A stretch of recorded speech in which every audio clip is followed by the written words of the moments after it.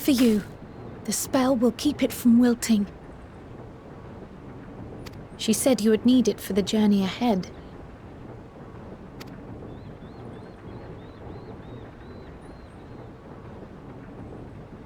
Will you speak with her now?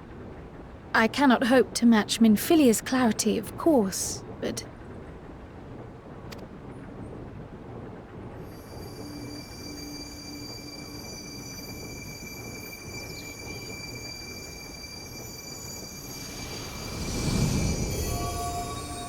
Thank you.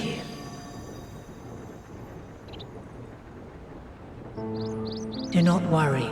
She has lent me her body for only a moment. Just as I could not save the first from the flood of light, it has become arduous for me to interact with the physical world without assistance. Though I might converse with you for a time, the incorporeal form I assumed on the ship would be incapable of casting even the simplest enchantment. It is in the depths of the ethereal sea, the place to which all life returns, where my influence is greatest. After Minfilia's sacrifice on the first, it was to the sea, here in the source, where I ferried her soul. I wished that gentle spirit to find rest in the world she loved so well. Her, and another who may yet have a part to play, though that will depend on you. Take the flower, walk free, for you are free, to go where you wish, to believe what you will.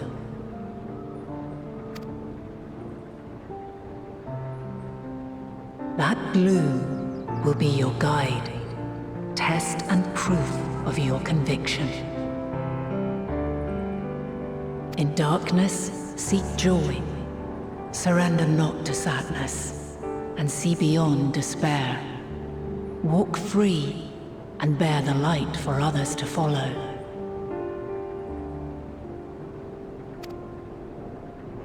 Together, raise it aloft and let it shine, till the end, blinding and radiant.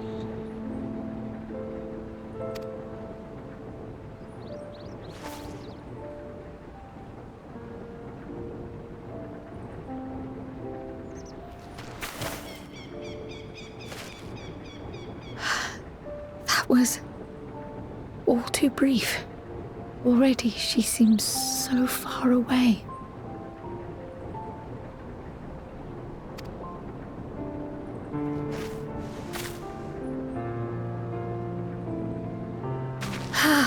My apologies if I startled you. Ever since we began our descent into Labyrinthos, I had sensed another's will, straining to reach out. Even with my particular talents, though, I was unable to make a connection at first, so weak and tenuous it was. Once I took hold of that wispy thread. Imagine my surprise to discover it was Heidelin herself. Needless to say, it seemed wise to learn what we could before letting go.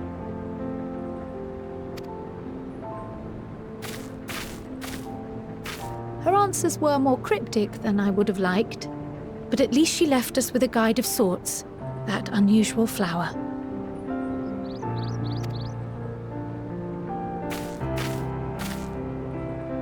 Yes, we are definitely making progress.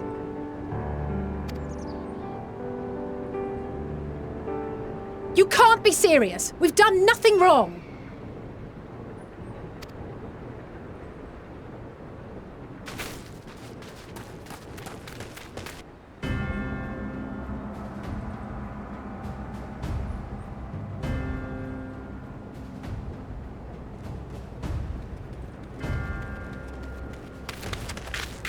Master Fortuno?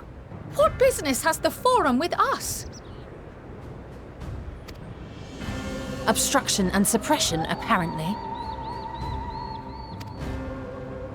Mistress Baldessian. Our records show you facilitated the Scions' entrance into Sharlayan by claiming them as assistants for your organization. We are aware of your investigations. After alerting the major institutions to the presence of potential troublemakers, we received word from an Archean custodian. A group operating under the auspices of the students, skulking about Labyrinthos and engaging in clandestine behavior. Clandestine? We may not have entered Sharlayan as Scions, but we did naught to conceal our identities. Our only purpose in this city is to seek the truth. I can think of no reason why our actions should warrant the Forum's intervention. Tis not our way to discourage the pursuit of knowledge, but the timing of such pursuits must be considered, not to mention their potential impact. With the world in chaos, we, the true caretakers of wisdom, have committed ourselves to an undertaking that demands the utmost discretion. And we will not risk its success by turning a blind eye to disruptive foreign elements in our midst.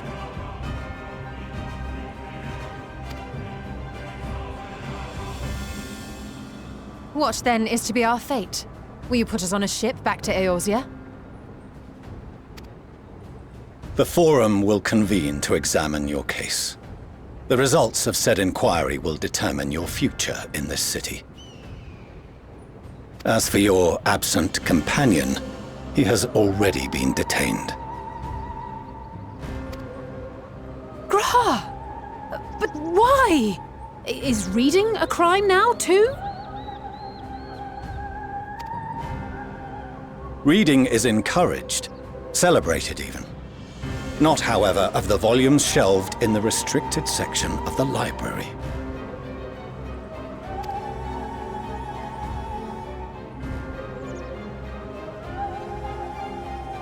Refusing to comply will only make matters worse. Let us instead treat this as an opportunity to open a dialogue with the Forum.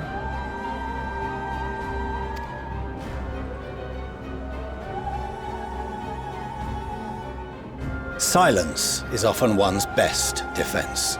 I would advise against prolonging the proceedings with frivolous discourse.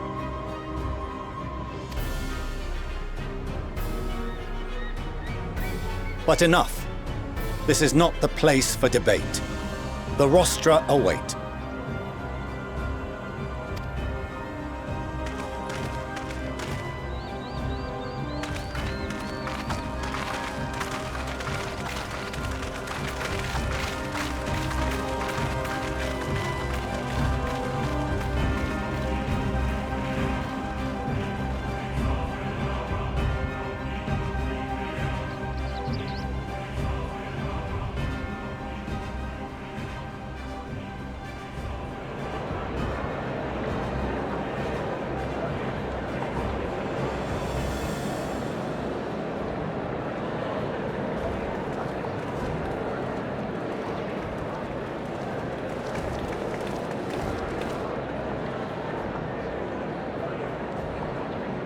Forgive me. I was careless. We would have been detained regardless. This way, at least, we managed to stay together. I trust your time within the Forbidden Archives was well spent.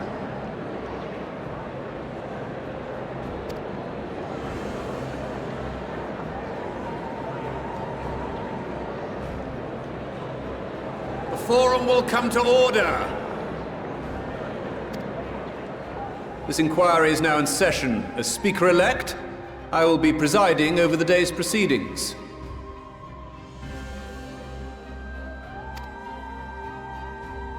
Master Fortuner, would you be so kind as to restate the matter which compelled you to summon your colleagues with such urgency?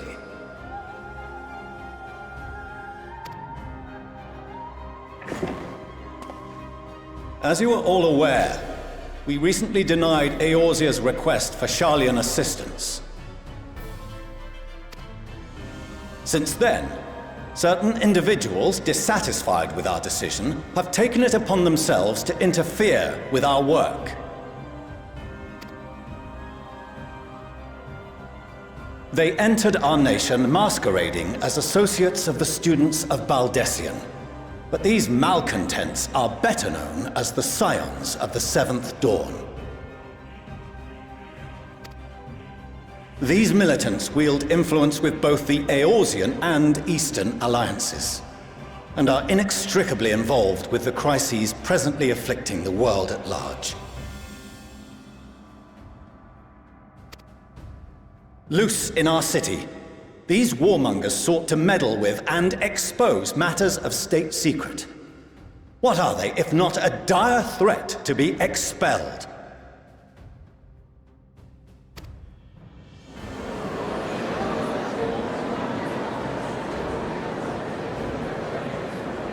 You have tarnished the good name of the students. Galuf would be ashamed.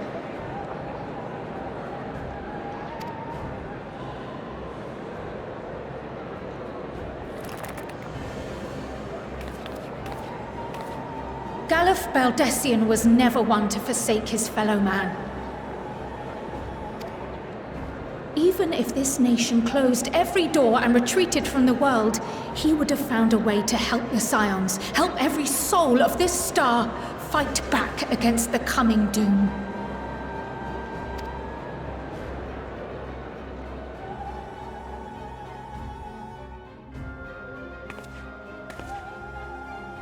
A terrible enemy stands poised to lay waste to all we hold dear.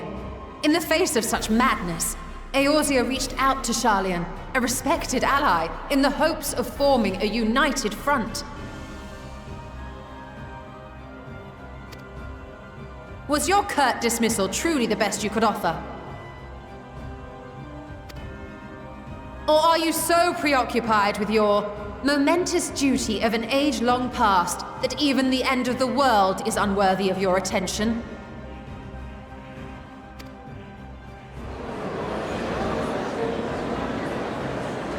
Whence came this revelation?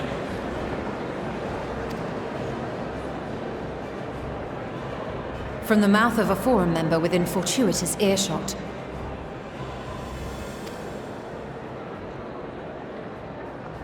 Then it seems your findings support my own.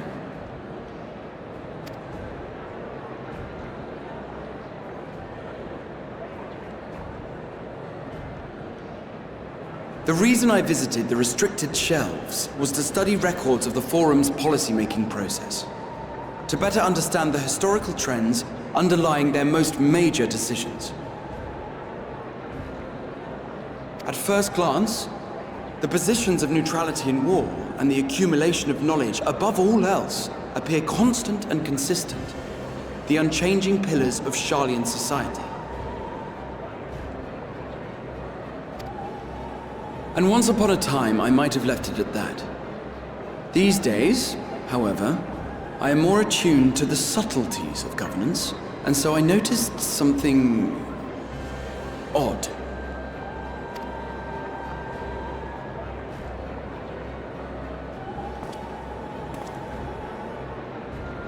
From a particular point in time, the purpose of these policies shifted.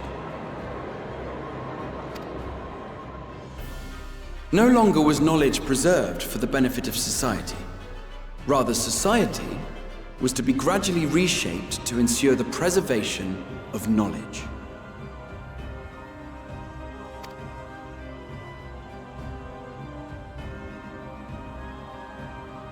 The most conspicuous and telling change was the one which befell Labyrinthos. Once little more than an oversized storehouse, an enormous allocation of funds saw it transformed into an advanced research and archival facility. I also discovered a fascinating account on the finances of our Dravanian colony. The settlement attracted students from far and wide, and the connections and tuition fees thus acquired were funneled into further improvements for the archives. Now, there is no question that our nation's progress is tied to the acquisition of wisdom. Nevertheless, the vast resources diverted for this purpose borders on the obscene.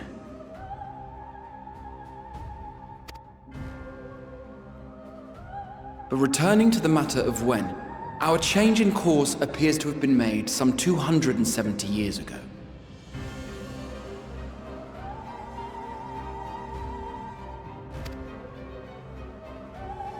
The very same period when Sharlayan scholars in the hinterlands began a formal study of the ethereal sea.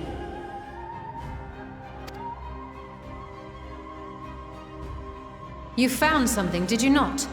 And whatever it was, gave rise to your oh-so-important duty. Mind your tongue, Archon. If you had seen...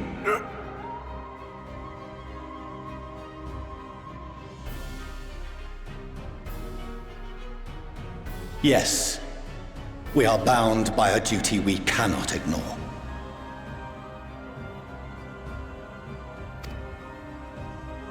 Knowing this, what would you have us do? Abandon our vital work and join you on the field of battle? We will never choose the way of the sword.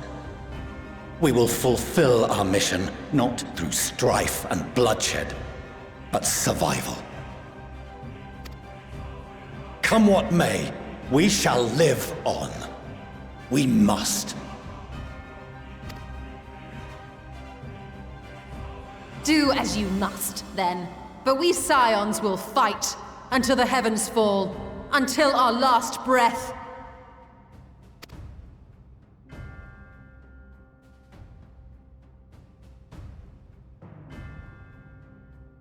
Such misguided zeal.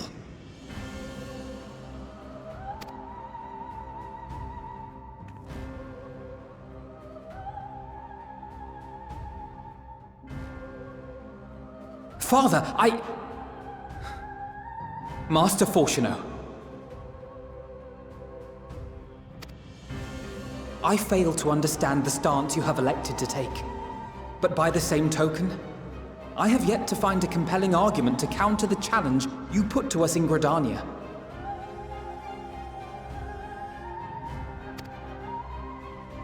Still, in the midst of my uncertainty,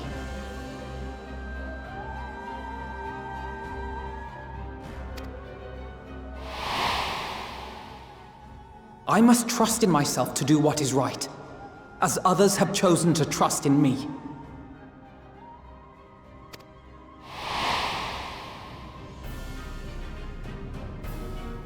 So I will continue, as I always have, weighing the consequences of my every action, and allowing my hope for the future to inform my decisions.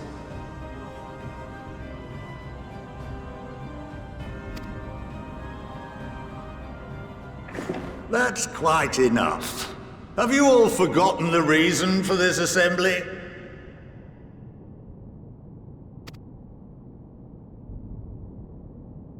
Skolok Monteshane. He's the head of the Studium and an old friend of my grandfather's. Honestly, every discussion devolves into some interminable debate. Terrible habit. Let's return to the topic at hand, By their own admission, these Scions have resolved to fight alongside the Eorzean nations against the doom which swift approaches.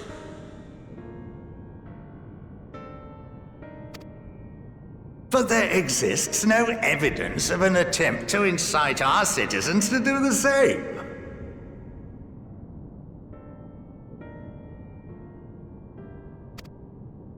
Furthermore, while our decision may well have been the correct one, we cannot simply bull our way through these disagreements without inviting doubts or objections.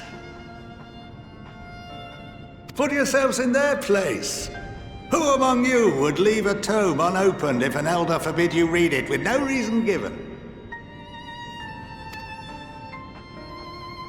Now, if we're to quell further discontent, then we must conclude this matter with a fair and even hand.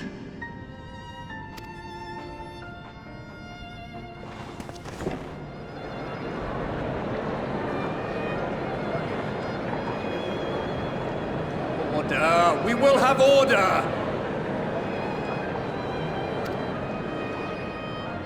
Master Montaigne raises some valid points.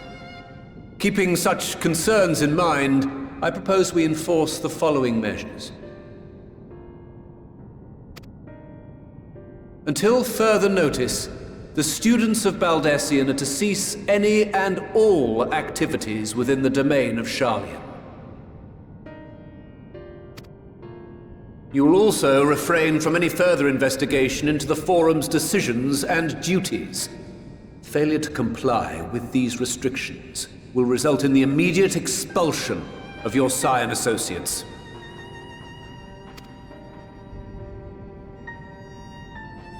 Let us put this judgment to a vote. All in favor, raise your hand.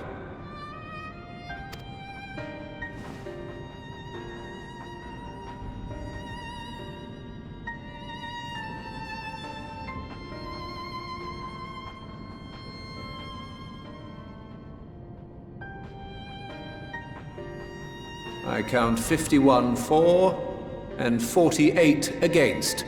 The proposal is passed.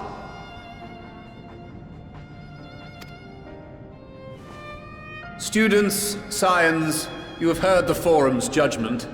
Pray abide by it, or face the consequences.